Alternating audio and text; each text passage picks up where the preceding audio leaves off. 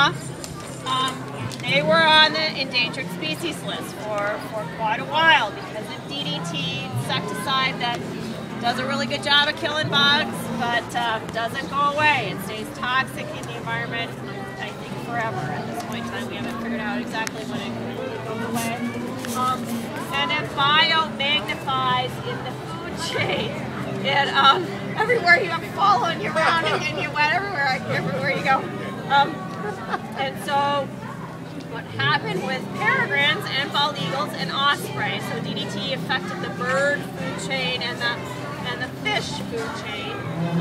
The birds would be eating bugs that were sprayed with DDT. These guys would eat a bunch of the birds that had eaten a bunch of the bugs, and so they'd give them, a huge dose of it. And they would store it away in their fat tissue, and it would accumulate there. So it's an accumulative poison.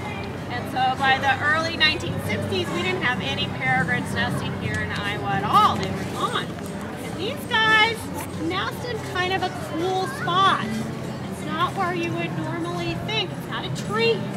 Yeah, it's not on the ground. They need to have a cliff. They need to have a little cliff ledge. They're historically a cliff nest. And so peregrines in Iowa, we don't have a lot of cliffs. So Mississippi River, that was kind of the big area for Iowa as far as where we had nesting peregrine falcons along the Mississippi River. But because of DDT, those guys disappeared. And they had to do captive breeding, which is kind of what he is a result of. And they would take captive bred young falcons and release them in areas where they wanted them to come back and nest as adults. Usually where a bird learns to fly is where it wants to come back when it's an adult to nest.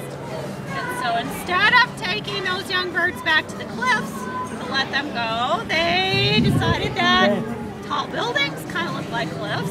And so right now there are two